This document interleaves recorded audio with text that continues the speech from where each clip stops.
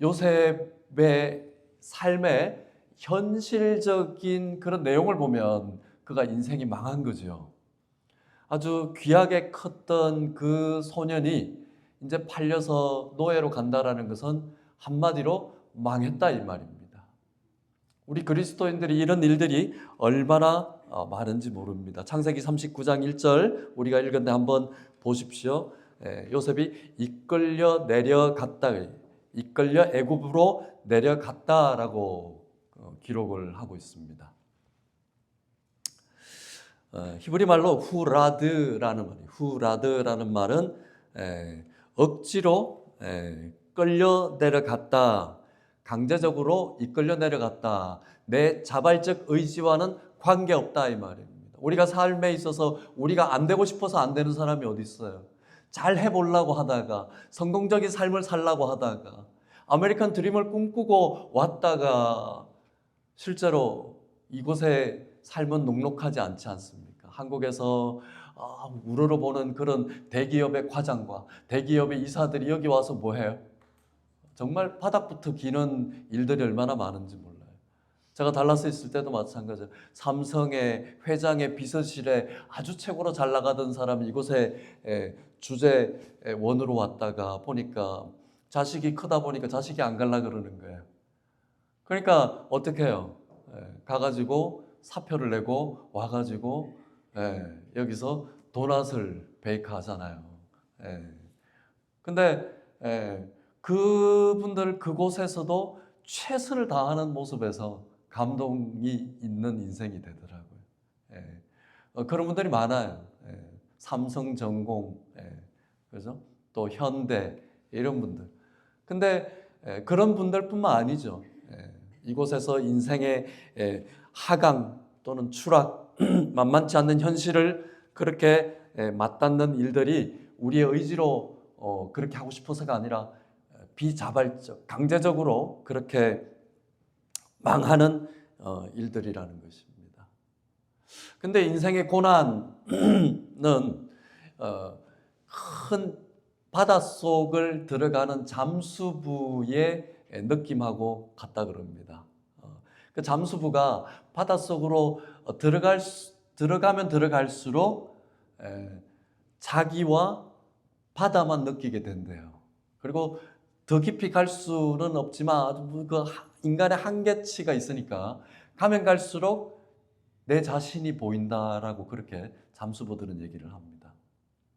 고난은 어쩌면 깊이 가면 갈수록 하나님께서 내 자신을 바라보게 하는지 모릅니다. 저도 병원에 있을 때 아무도 없는 병실 있잖아요. 기계 소리만 들리는 거예요. 간호사도 안 와요. 간호사가 올 때는 꼭 잠들 때 와가지고 바늘 찔러서 가잖아요. 근데 그 시간 잠도 안 오고 그 깊은 시간에 보면요. 내가 움직이고 싶어도 움직일 수도 없는 그 상황. 불러도 아무도 오지 않는 그 상황. 그 새벽 깊은 곳에서 느껴지는 것은 내 자신이 보이는 거예요. 내 자신. 지금 내가 할 수 있는 것이 아무것도 없구나. 내가 나가고 싶어도 나갈 수도 없구나. 내가 그 새벽녘에 그 창문에 비치는 그 자동차 헤드라이트이 얼마나 부러웠는지 몰라요. 자동차가 보이지 않아요. 그 건물에서. 이게 이 자동차가 보이지가 않아요. 뭐가 가로막혀 있어서. 그런데 창문에 자동차들이 그 갈베스톤 내려가는 그 다운타운 그쪽이잖아요.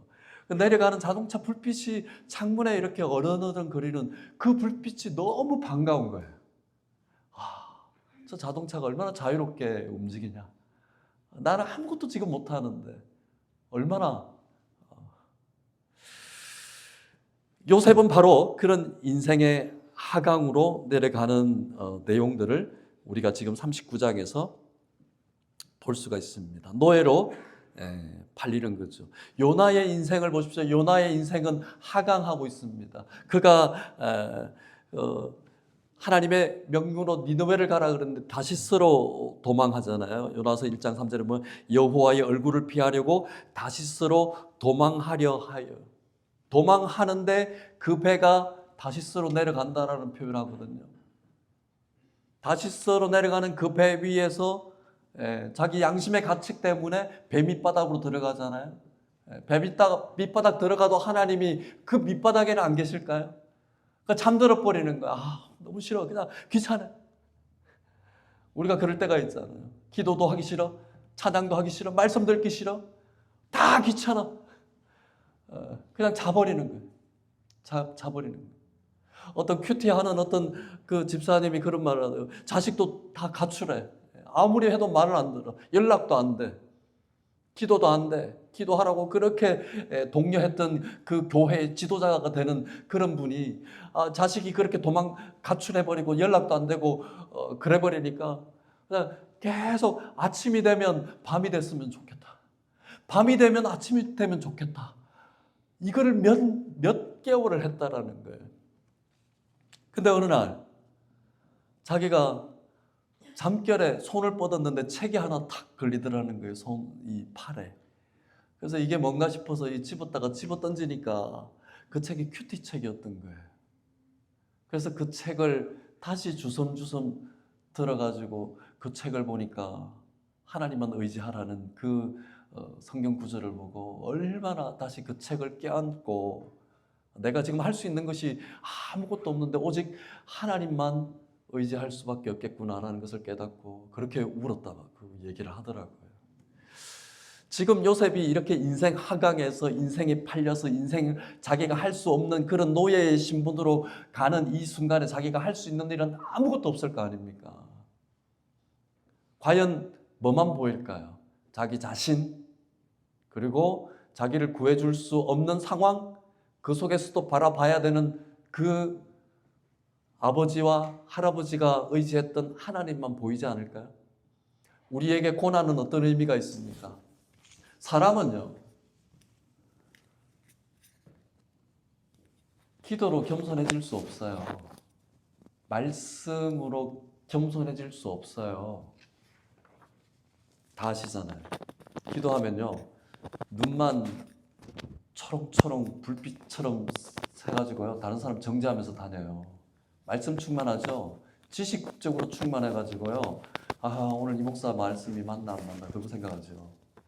진짜 사람이 겸손은 어디서 오는 줄 아세요?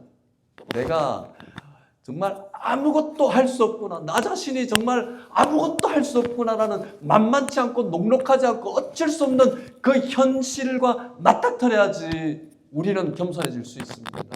하나님이 그걸 허락하시는 거예요. 그래서 우리 인생의 고통은 뭐예요? 하나님께서 우리를 향해서 말씀해 주시는 메가폰이라고 얘기를 하잖아요. C.S. 루이스가. 고통은 그래서 우리에게 유익하다라는 말입니다. 그래서 우리의 고난이 그렇게 나쁘지만은 않는 거예요. 저는 그래서 이 말씀을 할 수 있잖아요. 저는 사모가 지금 암 환자잖아요. 그래서 암 환자들 보고 하나님, 이 형제를, 이 자매를 다 우리가 되는 거예요. 복수 동사가 되는 거예요. 복수 대명사가 되는 거예요. 하나님께서 우리의 환자를 고치사. 한국에서 어떤 유명한 목사님이 문둥병자들 항상 그렇게 하다가 자기가 그 문둥병자들하고 생활하다 보니까 자기가 문둥병이 걸렸어요. 감사했대요, 그 목사님이. 아이고, 내가 우리 문둥병이라고 이렇게 이야기할 수 있게 해주셔서 감사합니다. 그랬다는 거예요. 고난은 우리를 키워주고 있습니다. 고통은요, 우리에게 어떤 의미로 다가오는지 생각해 봐야지만은 우리가 하나님을 보고 나를 볼 수 있게 만드는 그런 아주 기가 막힌 장치라는 거죠. 예수님도 하강의 추락의 시련을 겪었습니다. 마태복음 4장 1절에 보니까 그때 예수께서 성령에 이끌려 마귀에게 시험을 받으러 광야에 가사, 요 말씀을 마가복음 1장 12절에 뭐라고? 성령이 곧 예수를 광야로 몰아치신지라. 예수님도 하나님의 아들로 왔어요. 그런데 성령께서 예수를 광야로 몰아내쳤다라고 했어요. 광야로 내쳤다고 그랬어요. 왜 그랬을까요? 하나님께서 이 세상에 얼마나 자기 독생자를 내치지 않으면 안 되는 상황이라는 것을 인식하고 계셨던 거예요. 하나님께서 광야로 내치실 때 하물며 우리 인생이겠습니까? 우리를 버리기 위해서가 아니라 우리를 더 성장시키기 위해서 하나님께서는 우리에게 고통과 고난과 좌절과 시리를 주고 계신다라는 거예요. 그렇잖아요. 예수님을 내치신 이유는요, 우리를 위해서. 예수님이 내칠 수밖에 없는 그 상황이 바로 이 세상이라는 겁니다. 이 세상의 현실이 바로 그러한 하나님의 영광을 보기 위해서는 갈 수밖에 없는 길인 거예요. 하나님께서 이렇게 말씀하십니다. 예수 그리스도 그는 근본 하나님의 본체시니 하나님과 동등됨을 취할 것으로 여기지 아니하고 오히려 자기를 비워 종의 형체를 가지사 사람들과 같이 되셨고 죽기까지 복종하셨고 곧 십자가에서 죽으심이라. 이러므로 하나님이 그를 지극히 높여 모든 이름에 뛰어난 이름을 주셨다. 죽기까지 하셨대요. 우리는 안 죽으려고 바둥바둥 하지 않습니까? 근데 예수 그리스도는요, 죽기까지 복종하셨다라는 겁니다. 그런데요, 여기서 반전이 있습니다. 요셉을 팔아서 애굽 사람의 손에 그렇게 몰아치셨는데 하필이면 그 애굽 사람이 누구냐 하면요, 바로의 시위대장이었다라는 겁니다. 바로의 시위대장이었다라는 거예요. 우리 인생 하강이 끝이 아니라는 얘기입니다. 끝난 것 같지만 말씀드렸잖아요. 끝날 때까지 끝난 것이 아니다. 우리 신앙인들의 이게 하나의 모토가 돼요. 끝난 것이 아니라 끝날 때까지 끝난 것이 아니라는 거예요. 요셉이 감수성 예민하잖아요. 우리나라 OECD에서 자살률 1위인데 그 인구 통계에 보면, 그런데 감수성 예민하죠. 그 아버지 앞에서 귀하게 컸죠. 형제들 시기 질투했죠. 바로 우울증 와가지고요, 노예로 팔렸죠. 자살하기 딱 맞는 조건 아니에요? 그런데 하나님께서는 그 요셉의 인생을 통해서 우리에게 주시고 싶은 말씀이 뭐냐 하면, 끝날 때까지 끝난 것이 아니라는 것과, 그리고 예수 그리스도를 믿는 사람들에게 있어서 죽는 것이 대안이 아니라 사는 것이 대안이라는 거예요. 하나님 앞에 어떻게 살아갈 것인가 라는 것을 우리에게 주는 내용이라는 얘기입니다. 39장 2절 한번 읽어볼까요? 39장 2절, 여호와께서 요셉과 함께 하심으로 그가 형통한 자가 되어라. 롱스토리 숏으로 바꿨죠, 그죠? 이스라엘 이 외국 그 노예들이 오면 그 당시에 고대 근동지역에 노예를 어떻게 파는 줄 알죠? 쭉쭉쭉쭉쭉 딱 세워놓고 얼마 해가지고 와가지고 사갖고 가는 거 아니에요. 무슨 시위대장 보디발이 와서 그래서 노예를 사갖고 갔겠어요? 그럼 노예들이 와가지고 보고 아주 쓸만한 사람을 데리고 가는 거잖아요. 그렇게 실려가서 갔는데 그곳이 바로 시위대장 집이었다라는 거죠. 2절이 아주 중요한 얘기입니다. 요셉과 함께 하심으로. 요셉과 함께 하심으로.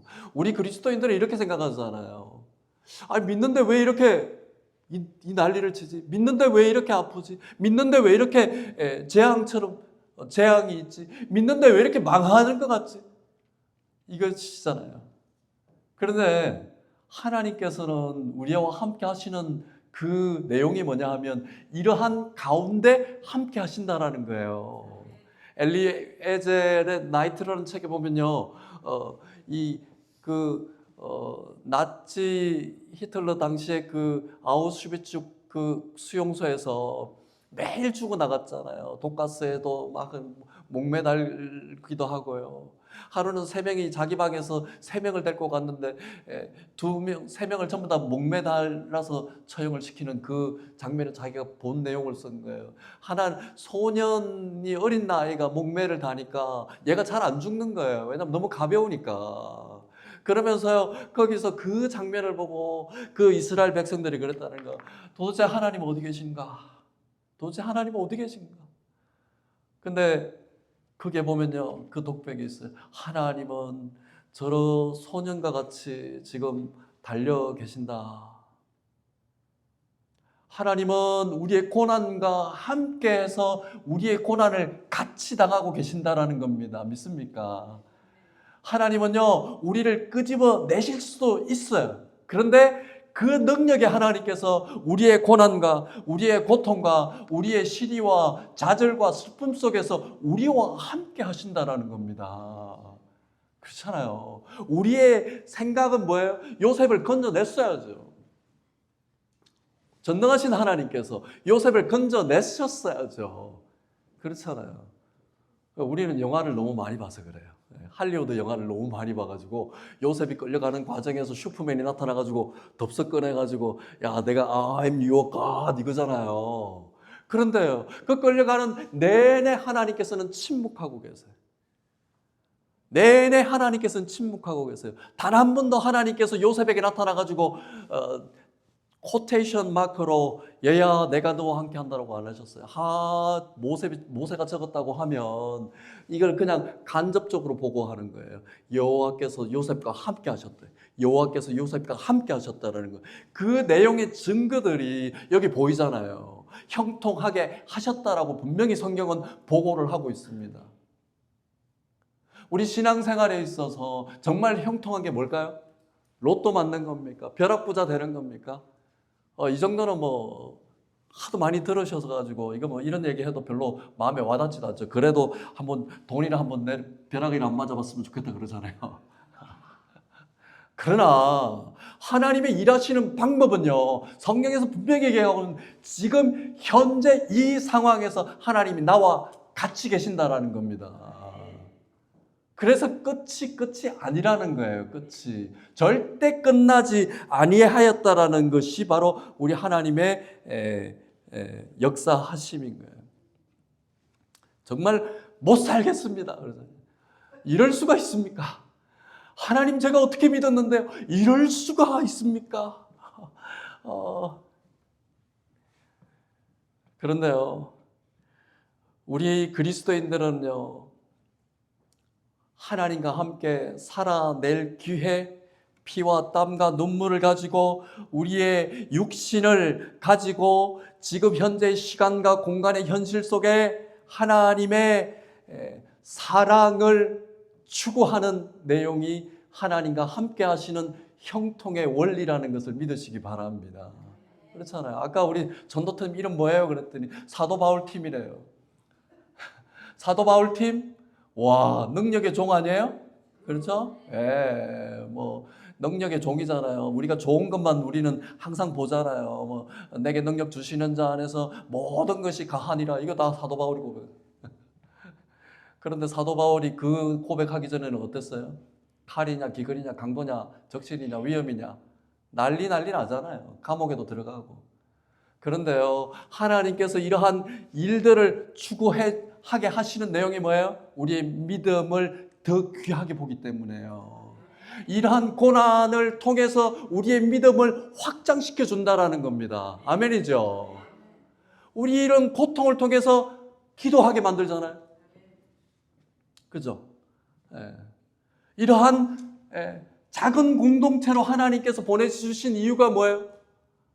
내 마음에 패션과 컴패션을 생기게 만들잖아요. 다들 여기 계신 분들 저 메가 처치로 가셨으면 뒤에 이렇게 덩치 큰 사람도 많을 거 아니에요. 그 메가 처치로 숨어가지고 전화기 이렇게 보다가 축도하겠습니다. 그러면 다 도망갈 거 아니에요. 제가 그랬어요. 대학교 때 축 언제 한번 그러더라고요. 저는 목사님 못 받는 줄 알았어요. 단 한 번도 목사님 몰래 난 탁월한 축도의 시간을 잘 맞춰서 도망가는 탁월한 청년이었어요, 저는. 목사님 모를 줄 알았어요. 근데 목사님하고 언제 한번 청년들 모임에서 한번 밥 먹었는데 목사님이 그 얘기를 하더라고요. 차관 형제는 항상 축도할 때마다 없어요.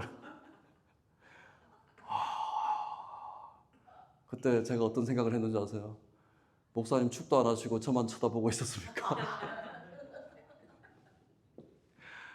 그 교회가 한 1200명, 1500명이었는데 하나님 놀라워요. 목사님이 저를 쳐다본 게 아니고요.